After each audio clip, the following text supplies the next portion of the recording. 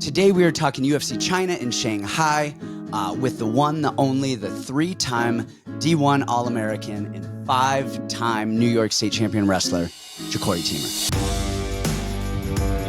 You heard it. We've got Jacori Teemer here.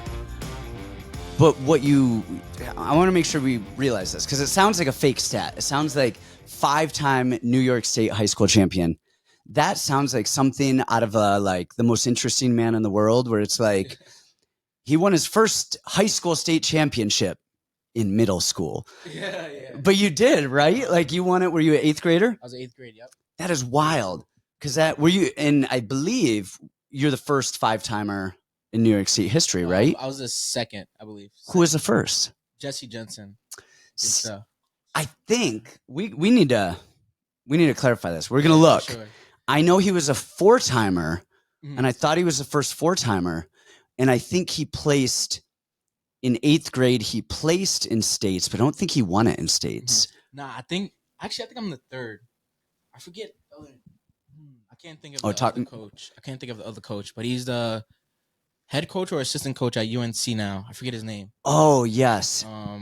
But yeah, I think I was the third, and then now they're just flowing. They just keep popping up in New York now. Yeah, it's insane. Yeah. It's insane, the level of competition. In New York, when I grew up in New York, but I graduated high school in 2000, and at that time, there was still only one state championship. There wasn't like 1A, 2A, 3A. I think they've introduced that over the last couple of years. Was it like that, or did you guys have divisions back then? Yeah, it was just D1, D2, small school, large school. Just the population of your school determined if you were D1 or D2. Okay. But I was D1, and that was the tougher competition. Yeah, sure. And now I think there's multiple, like most other states, I think they've added since then. But that is wild. Yeah. We were talking about it a little bit beforehand. So you're done wrestling. So you were at ASU for years. You did a year over at Iowa. What are you doing now that you're done wrestling?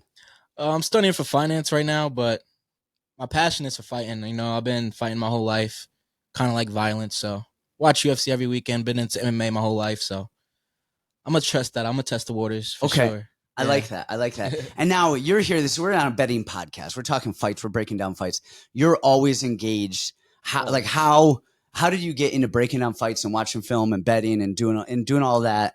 So my go-to is just like, I look up the styles. Styles make fights, you know what I mean? So if it's like a good striker, I'm always watching like his head movement, his foot movement. Like I'm a big fan of Lomachenko boxing. So like if you got good footwork and you're using your jab, like those are gonna be my go-to guys. Then obviously the wrestling is dominating.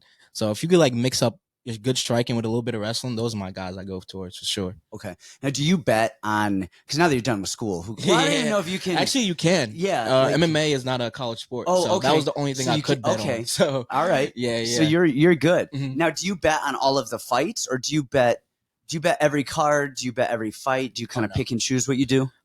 Depending on the fighters. I mean, I think I watch fighters. If I watch them a lot and I know how they fight, I'll definitely bet because like I know what to expect. But not on guys I don't know. Okay. Not on guys I don't know. I won't just pick a random like, oh, let me look up a breakdown in this fight. If I don't know it, then I probably won't touch it. Okay. I take advice from you. You and B. Yeah, me and Brandon. Yeah. Now, before we get into this week's card, last week had 2 wrestlers. First one, we had Aaron Pico. Oh, yeah. What were your thoughts on that fight beforehand? And then we know what happened in the fight. Yes. Early in Pico's career, I thought I wasn't sold. We know he's a good wrestler, but he didn't prove it in MMA. And then lately, he's had some hot and cold moments in MMA too. Yeah. But lately, it seems like he's coming into himself, and he feels like he's grown up, and he filled out not only just physically but as a fighter. And I had high hopes for him. And then, man, it's hard to see that happen. And maybe I have kids, so I have a 12-year-old and a 14-year-old, and they're both wrestling now. So I'm a lot more into wrestling now than I have been in years, just because of them. And so I feel like that has influenced me to no, Pico's gonna do it. Yeah. Did you think he was gonna beat Lerone? No, not even a chance. That was the hammer that I did last week. Okay. Like, I'm not gonna say how much, but I laid it down.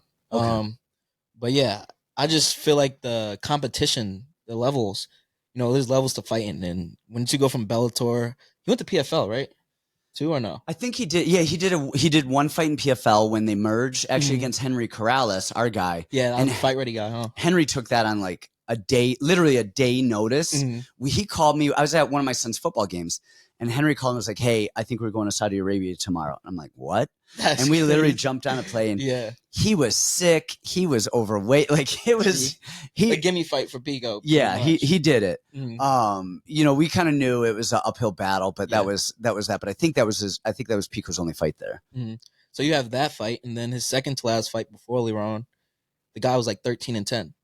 So like it's a big level in competition of Leron Murphy. So I just had a lot of faith in Murphy, but that first round I was like, hold up. Right? I was like, Pico's looking good. He was looking very good. His movement was looking very good. I was just like, hold on. I'm actually scared here, but he did something weird when he had Lerone against the cage. Like if the cage is here, he wasn't in front of him. Yes, he was like circling off to the side where Dillashaw. Yeah, and if Lerone didn't throw the spinning elbow, he could have just like walked in the middle of the cage. It was just a weird thing to see him float so far to one side. And then that happened. We're like, well, of course that happens. If you're just if I'm standing here and you just like go there, I'm going to do something. I don't know what I'm going to do, but I'm not going to, you're not going to win right there. Yeah. And then we saw Chimaev dominate Duplessis. And I think everyone in the world is wrong about that fight. Cause I think I know I did. Everyone that I could fathom was like, oh, if Chimaev wins, it's in the first 2 rounds. Same. If round 3 starts, it's DDP. Same. And that was the consensus of everything. And I actually said something kind of half joking on the last podcast. I said, we're all expecting Chimaev to get tired, but what if he doesn't get tired? Yeah. And I said it half joking because he was with TJ Dillashaw's crew and coach, and TJ got popped for EPO. And so I said it kind of half joking. But you see that sometimes where people just stop getting tired. And then all of a sudden you're like, dude, and DDP didn't do a thing to make Chimaev work hard at all. Exactly, that's the thing. He just laid there on his back the entire round 1 and then just sat there smiling at his corner. Who do you think there's anyone currently signed to the UFC who can do anything to Chimaev? De Ridder. You think so? I think De Ridder could give him problems. At least make it very hard for him. Now, do you think De Ridder like plays guard and more jiu-jitsu stuff, or you think he's going to stop his takedown, or what? I feel like he can not stop his takedowns, but I think he'd be able to get back up to his feet. Okay. And I feel like that was the problem. Like you said, he didn't like do anything to make him tired. He just got taken down and rode him out for 5 minutes there every round. So I feel like if he kept getting up to his feet like 2-3 times around, by the time round 3, 4, 5 came, it would have been a different story. But he didn't get the chance to, so because he didn't gas him out or nothing. But he had De Ridder just all around. Yeah. All around the guy. Like, that's another man I hammered against Bo Nickel. I was just like, Bo Nickel should not be in the cage with this dude. Man, some of these guys just get such high-level competition too early in their careers, and it's killing them. Yeah. That's why you don't see boxers gas out and lose to people they shouldn't lose to because they have 30 fights before they fight somebody who can punch. Yeah. You know what I mean? And then all of a sudden, and people hate boxing for that. You kind of have to, man, a guy with 5 fights, 6 fights is not ready to take on guys at that level. And you want to build them. You want to see them do well. Look what they did with Conor and Sean O'Malley is they brought those guys up slow and gave them the right matchups and made them win. And then by the time the lights were on them, they were ready to do it. But if they had done that second fight in, we wouldn't know Conor. We wouldn't know Sean. We wouldn't know these guys because it's too much too soon. So matchmakers do play a different. Sure. What do you guys think of Usman with the camp moving up to middleweight and fighting Chimaev? I don't hate that idea because we saw what he did on short notice. Yeah, on 5 days, 10 days notice, whatever it was. But Usman can wrestle, and that's the only traditional wrestler I think we've seen Chimaev fight. Usman was, I believe, an NAIA champion. And he was able to do some stuff. Yeah, he actually looked good that fight. Yeah, I think they should definitely run it back. I'd be interested to watch that because as of now, that's the only fight that is. And it would be a big fight too because then Usman would have the chance of becoming a 2-division champ. Yeah, I think he beats Bilal. Yeah, sure. I think so too. I think you're absolutely right. He's beating that knee scandal. We'll talk about his knees. He's beating that scandal. Yeah, everyone's over that. Everyone's over that. He looked beautiful. He's getting the stem cells or the PRP or something in his knees, but he's good now. That's like what he's telling people so they don't think he's going to shoot or something. All right, we got UFC Shanghai. Let's get into this fight card. But actually, so we have the main card, but I want to talk about one fight that's listed outside of the main card. That's Maheshate and who's he fighting? Gage. What's his name? He's fighting Gage Young. Gage Young. Are you familiar with Gage Young? No. Okay. I believe he took his last fight on short notice, right? Or no? Yeah. Yeah. I think it was shorter notice. I don't know how long. He fought Evan Elder. Who Evan Elder's actually good. He's good. He does a lot of stuff well. I don't think that's a guy that's ever going to be in the top 10, but I think he's going to win a lot of fights and float between maybe 12 and 25 or something. You know what I mean? Like kind of he'll have some success. He's gonna be a good gatekeeper, and you hate to say it that way, but he's good. And Gage Young actually is durable. He's not bad. Sure. He's almost decent everywhere. He just doesn't do a lot, and he's very hittable. And he's fighting Maheshate, and I say that because Maha trained with us for a while, and then he lost his he didn't train with us last fight. He lost to Mota, but I'm super biased here. I think Maha is going to beat the brakes off of Gage Young. The only thing I worry about is, does he Homer Simpson him? And does he just beat on him and beat on him and beat him till he's tired? Yeah. And then now all of a sudden Gage Young is coming on late in round 3 and something happens. But I think Maha's probably going to get the finish on Gage Young, even though he is durable. But, man, Maha with his height and his left knee coming up and his overhand right, he kind of pulls it and just is a sniper with that thing. What do you think about that, Gabe? Yeah, he's incredible, man. He's a very good striker, a lot of power. He's huge. Massive. The dude is a massive lightweight. And this wouldn't be a bad play. He's the underdog here. So he's plus 110. Young is minus 130. Yeah, I think it's a play. The other thing we got to make note on a Shanghai card is these themed cards wherever they go. If UFC's in Ireland, bet on every Irish fighter. If they're in Brazil, you bet on the Brazilians. If they're in Australia, you bet on the Australians. That's kind of the case with the Shanghai card, except I feel like that region is the lowest technical abilitied region in the world. And I think they're trying to push that narrative, but some of these fights are a little closer than they should be, considering who they're trying to build on the card. So, Gabe, producer Gabe. All right, let's get into it. So fight number 1, we have Taiyilake Nueraji, minus 470 versus Kiefer Crosbie at plus 370. Why don't you do the honors? And Kiefer Crosbie. Hold up, did they switch the card around or something? I think he might have been a replacement. Is he a replacement? I'm not sure. I don't know. Click on the other guy's Tapology, and they'll show if it was a. Oh no, you are right. Kiefer Crosbie, yeah. Kiefer Crosbie is one of those guys that he's like that old Irish dude. He's like late 30s, huh? I feel like Kiefer Crosbie to me is one step above Cody Brundage. And like Cody Brundage is probably a phenomenal training partner. He's a good wrestler-ish. He can strike. He has good jiu-jitsu. He just doesn't like to fight. He wants out of there. Give that man a reason to get out of there, and he's going to get out of there. Crosbie. I'm sorry. Just to confirm, Kiefer Crosbie was supposed to fight Song Kanan. Oh, okay. And then that fight got canceled. Okay. So Crosbie is, I think he's 0-2 now in the UFC. I think 2 submission losses. And he's not bad. He's decent. Like he's there and he looks the part and he'll throw a little bit and he rips the body. And then the second anything comes at him, he just kind of crumbles. He just defensively, on the outside, if you're pop shotting him, he's moving well and he's doing the right stuff. Man, you put him on his back, you put him in any sort of trouble. He's going to lie there and he's going to tap fast. And who is he fighting? What's his name again? I can't even say it. It's Taiyilake Nueraji. And to be honest, I'm not sure if I'm saying you it don't correct. even know what's going on. Like, you're just reading letters. Taiyilake. Are you having a stroke right now? Like, I might be, man. I think somebody was keyboard mashing. So I was watching some film on him, and he's not amazing by any means. He has a good chin, and he's tough as shit. And his striking is very decent. I don't think grappling's going to be too much of a play in here. But, man, you have somebody who wants to fight versus somebody who will find a way out in the hometown of the guy that wants to fight. Yeah, exactly. I don't see how Crosbie wins this. That's a gimme. Sounds like a gimme. I haven't done I haven't seen too much of any of these guys. So Yeah. Okay. Who do we got next? Next up, and just so we can go over the odds, Nueraji is minus 470. So I mean that reflects everything that you just said. Crosbie is plus 370, so he's a big dog. Moving on to the next fight, we have. Well, but hold on, really quickly, going on that.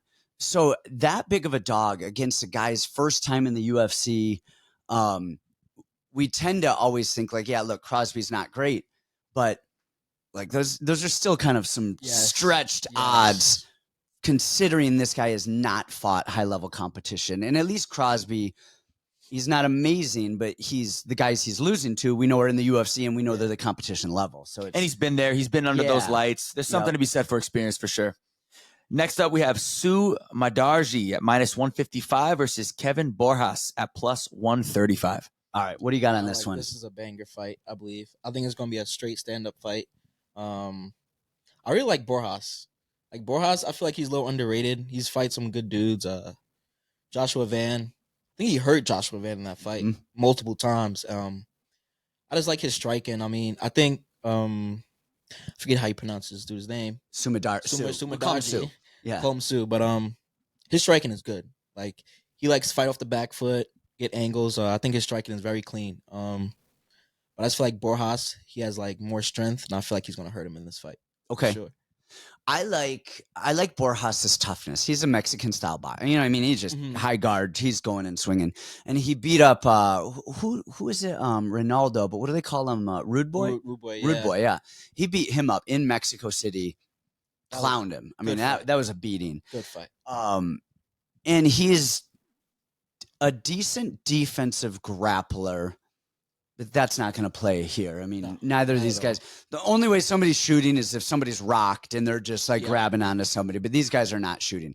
I honestly don't even know if we see a lot of clinching in this. These are two guys who are going to straight boxing. Yeah, they're going to strike from the outside. Borjas, of course, he's just touch and go. And I don't want to say he's wild. He is wild, but he's not like overly sloppy or anything. But he's not clean. He's not a pretty striker. He's not a pretty striker. Where Mudaerji is. Yes, and the one thing that Sue does that I really like is, you said he's off his back foot. It's that jab, and he's long and he's gangly, and he throws that jab and he finds his way out of there quite a bit. And I don't know that. I was gonna say I don't think he's gonna knock him out, but man, Sue has been rocked a few times. Man, I was thinking Mudaerji here, but just thinking about that chin. Yeah. He has been hurt. We saw him hurt in, I don't know if it was his last fight, but then we saw him hurt with Danger Cage, lost that fight. I think if it goes to a decision, I think Sue is winning it. I could see Borjas hurting him, but I'm going to go with Sue by decision here. Yeah, I like. I don't know what you bet on, but DraftKings, they have these plus 3.5 spreads. I've been loving those. Like, I think this is an easy plus 3.5 for Borjas. Yeah, I think the spread here is probably a good one because I don't know. I mean, maybe, but you could see Borjas getting the knockout just based on the chin of not technical, but just going in there and swinging enough to catch him. Yeah. And Sue, when he goes in for the kill, he leaves himself open quite a bit. But he also has those knees. I think if he mixes his kicks in, I think I do still like Sue for the win. But I think this is probably going to be one of the better fights on the main card. Yes, I like this card a lot. I like this fight a lot. All right, next up in the featured bout of the evening, we have Sergei Pavlovich at minus 226 versus Waldo Cortes-Acosta at plus 191. I like this. Have you ever spent any time over there with Waldo and those guys over at, I think it's UKF out in, Never. I think they're in Mesa. They're Arizona boys. Okay. Yeah, so they're right here. Waldo, I don't remember. He's boxed professionally, mostly here in Arizona. And it's actually kind of funny because you look at Waldo and you're like, oh, he's a good boxer. That's his thing. He's a boxer. Yeah. It just shows how bad the boxing in MMA is because I think he's like 1-3 or 2-4 or something like that. His pro boxing record is not amazing, but in our sport, you're like, oh wow, he's the best boxer we've seen. Not really, but he does have a good jab. He moves well. Like I feel like the smart play here, or just the general play, is Sergei murders him. Yes, he's so much bigger.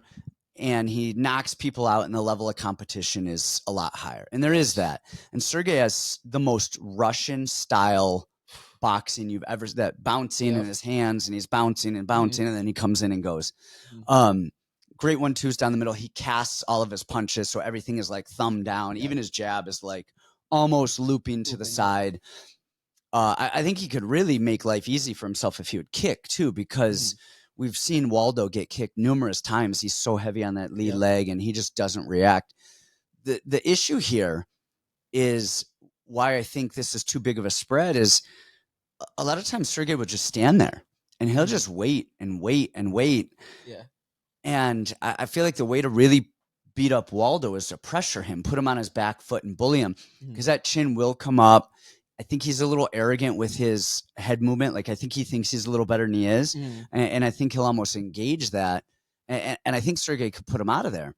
For sure. But if Sergei just does what he did with Volkov, and, you know, you saw him with Rosenstruck fight, just kind of standing there, the jab and I don't even want to call it an overhand of Waldo. It's a fastball. He throws it literally like he's throwing a pitch. Yeah. I mean, he's a freaking baseball player. I think a Dominican baseball player his whole life.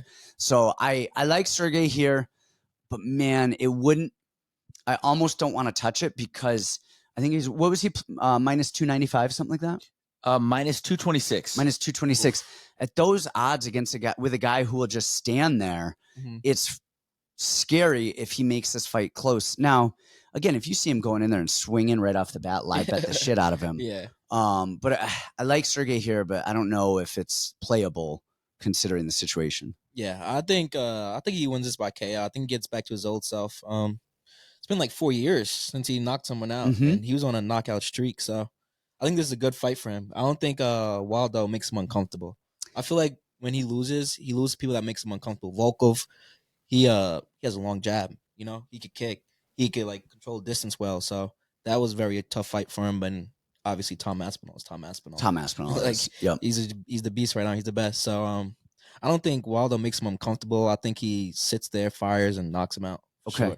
No, I can see that. The other thing too, and this is something to consider with all of these fights, is they're in China. We know that.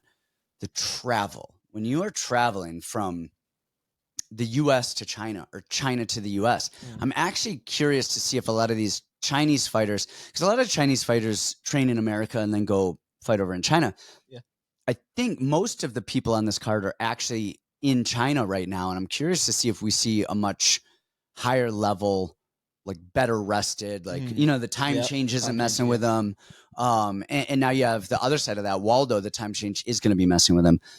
But then also the food. When you travel overseas, like, I mean, like, and I say that, I get it, Pavlovich is traveling as well. Yeah. But I feel like if you travel from, I don't know if we'll call Russia a third world country or not, but it's not America. Like, you go from America to China, your food options are limited. Yeah. Like you put me in China right now and I'm losing 20 pounds in a week and coming back. So I think that's going to play. But I like Pavlovich. It just worries me because we haven't seen him. We haven't seen the Pavlovich we're talking about in 4 years. Yeah. So I want to see that guy come back. Yeah, I think we see that. I hope so.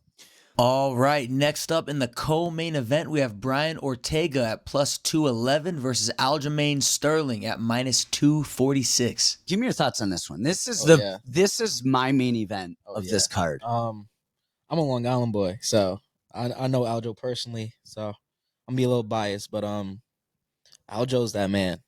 Like, I think he would still be champion at what is it, featherweight? No, bantamweight. I think he would still be bantamweight champ if it wasn't for obviously his homie moving up, and that fight was just so rushed with Sugar, so rushed. But him at this new weight class, I love. He dominated Qatar, whatever his name is, and then his last fight with what's his name? Evloev was amazing. That was amazing. Good. I mean, the odds, he's a plus 200, and that was a 50-50 fight. Yep. That was an awesome fight. He looked very good. He won that fight, and Evloev stole the last minute. Yes. Like, it was 1-1 going into the third.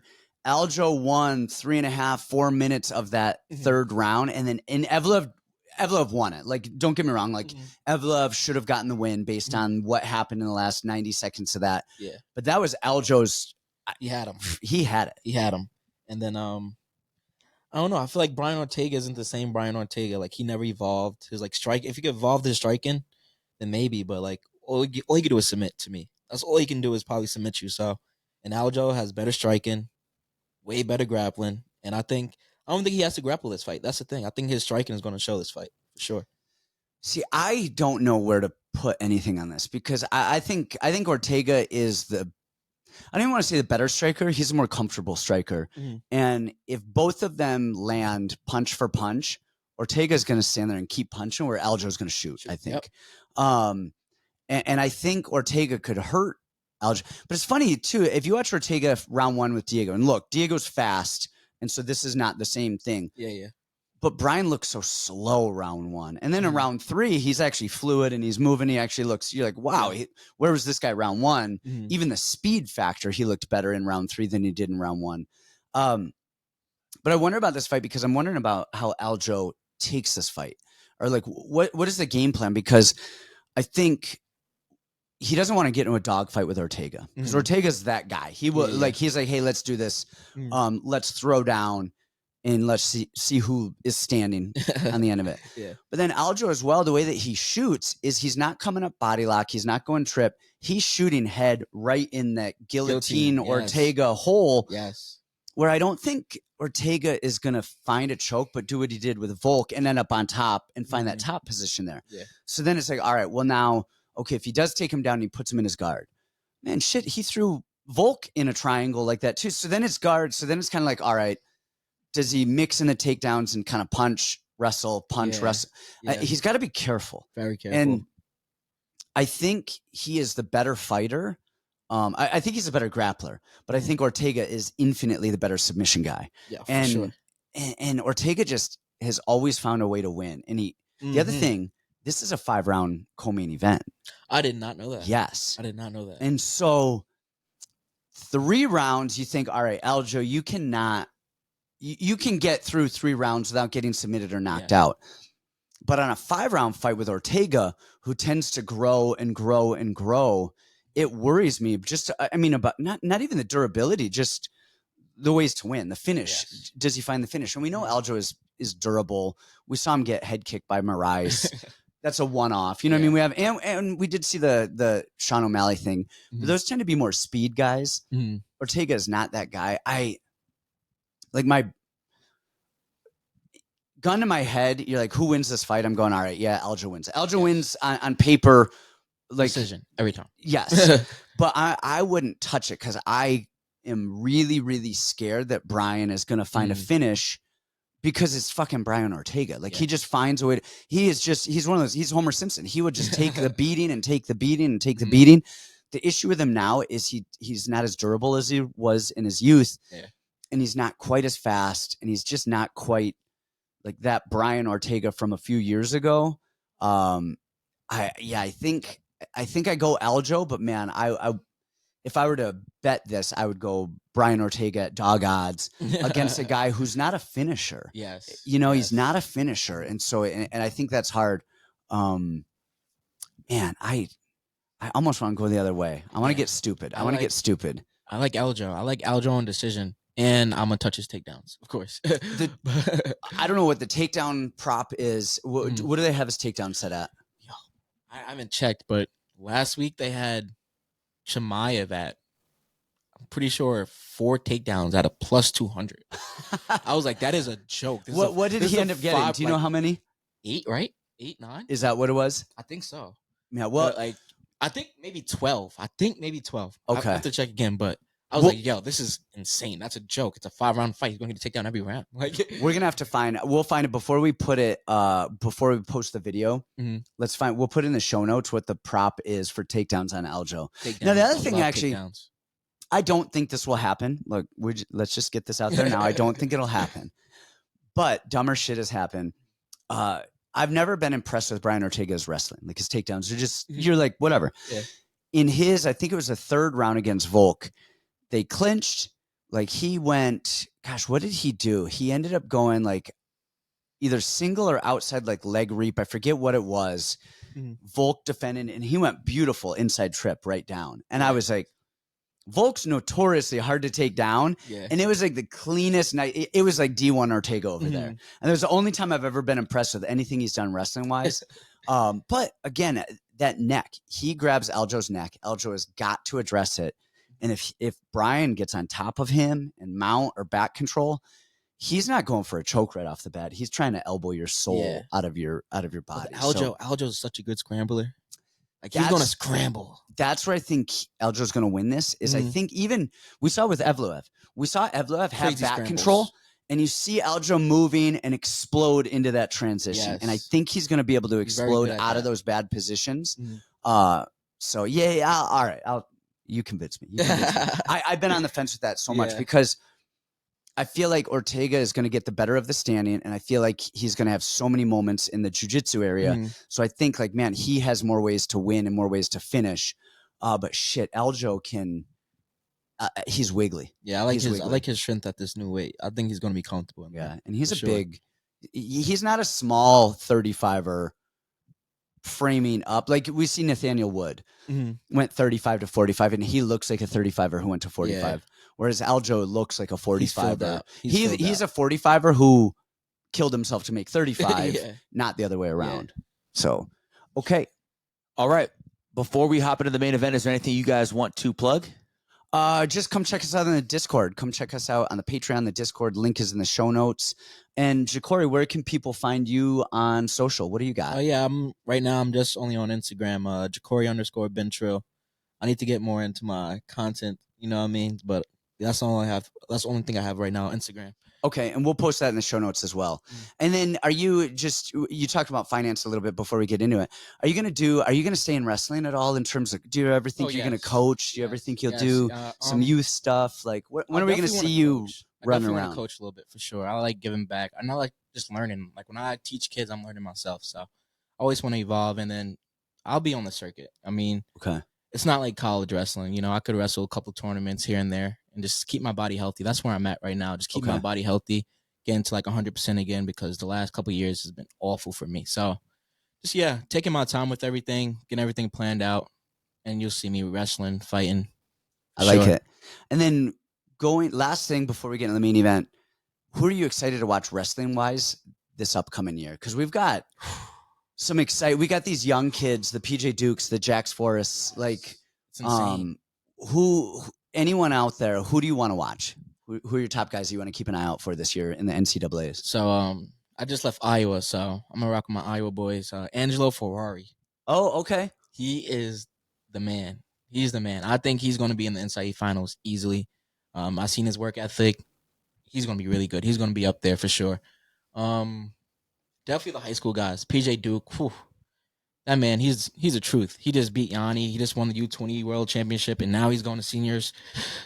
He's going to be really exciting to watch. I think he grows a lot at Penn State and dominates. And obviously my boy Richie Figueroa. Okay. Yep. Richie's going to OSU. You can see him in the back, black and orange. I think him leaving here is going to be big for him. I think being in the room that Oklahoma State has, you have to fight. You have to fight every day unless you want to get your ass kicked. So I think he's going to grow there. You're going to see a different Richie this year at 133. Okay. And then does Oklahoma with David Taylor, do they upset the reigning 20 million time national champions in a row, Penn State? Not yet. No, not yet. They still got to get. They need through a couple Iowa. years. They still got to get through Iowa. Penn State still has their recruiting class too. Yes. I mean, Oklahoma is coming up and they're doing well, but Penn State just so deep. The depth chart is there. Not yet. I feel like he's definitely grown the program a lot. In a couple years, because I feel like he's going to steal a lot of recruits in a couple years for sure. Okay. But yeah, it goes Penn State, Iowa, then Oklahoma State. Oh, you think Iowa's gonna level them up? All right. Iowa. All right, let's main event this Shanghai card. All right, cool. In the main event, we have Johnny Walker at plus 249 versus Mingyang Zhang at minus 309. Do us a favor and get this going, and then I will wrap it up. So, I really like I keep forgetting all the Asians' name. Mingyang. I'm going Ming. I'm gonna go Ming here by KO. I mean, I think someone's getting knocked out this fight. Like someone. I think that's a good bet, but I like Ming by KO for sure. Yeah, I was watching Johnny Walker tape, and I kind of realized everyone knows like Johnny Walker's not good. He's athletic. I'm watching him. He is a man. Like what's the word I'm looking for? His own athleticism has killed his career because you could tell in the gym, this dude is just big and tall and athletic and can just punch people and hurt them.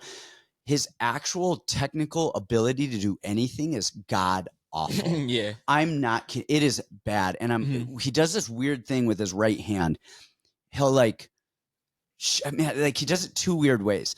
He's in his stance and he'll like turn almost completely and then he'll throw his right hand. Yeah. And then other times he'll actually throw a right hand and then just like double it up to the same side. Yeah. Then other times he'll switch stance and throw a lead like overhand hook, whatever you want to call it in the transition, the way it's kind of sloppy. His chin is always up. Everything is always chaos. The only way I see Johnny Walker winning this is a spinning elbow, something wild. Knee. You know, he throws them knees. He's actually good in the clinch too. He is good in the clinch. He can land some shots in the clinch. Where he could win this if he was smart, but I don't think he's going to listen to me, is honestly by grappling. He actually is a decent grappler. He actually knows how to move. You put him on his back and he'll scramble around and he does a lot of the right stuff. We just never see it. And we saw with Ankalaev, his like path to victory, he thought was 37 axe kicks and spinning attacks. And he gets too big for himself. Yeah. And we saw it with Ozdemir. Ozdemir was beautiful in that fight by just not being a fucking idiot. His hands are up and he's just there. And then he just touches and Johnny Walker does stuff. And he's just like, okay, let me not get hit with a tornado and then right back at it. And the thing with Walker is when you unload on him, he just shells up and reaches it. Yeah. And people just like, it's KO time. Yeah. His chin is always up. Yep. Always up. And we saw Ozdemir go on the body and head. The thing with Zhang, is it Zhang? Zhang? Mingyang Zhang? Mingyang. The thing with the local fighter is he doesn't move. And he's not really tight boxing, kind of rolling around. He's almost like a Duke Rufus style striker where he's kind of wide and extended with his hands and he doesn't really move his head. And that worries me a little bit just with like dumb shit with Johnny Walker because he could throw stuff. But he is actually really defensively sound and he rolls stuff well and he'll shell up. And he does do, when it's there, he does roll and he does move well. But he is just kind of wide in that stance. So I think early, if he's not careful, some stuff could happen. The other thing too, and I don't know,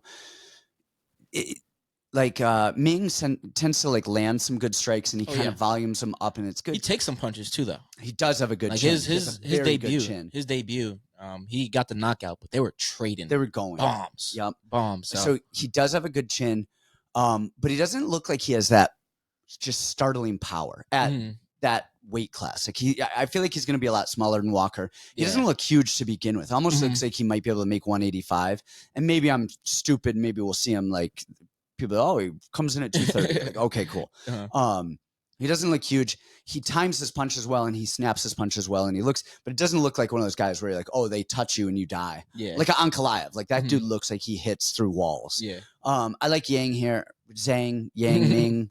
I like the local fighter from Shanghai. And I think knockout is the way to go. Sure. Easy knockout on my play. And I don't think he could grapple. I don't think Walker could grapple this dude. Ming was actually like a grappler. If you watch like early in his career, he was grappling easy. Was he? I don't think I've gone back that far. Taking people down easy and just like beating them up. But like you see him get submitted sometimes, get reversed and submitted. I think that's when he was just like, I'm gonna train striking. Okay. You know what I mean? That's interesting. Yeah. He has a good sprawl. Who'd we see? Anthony Smith was trying to shoot in, take him down, and he just... I think he has a grappling background to start. Okay, that's interesting. So I'm going to have to dig into that a little bit. He's good. He's good all around. His elbows against Smith, it was just like, wow.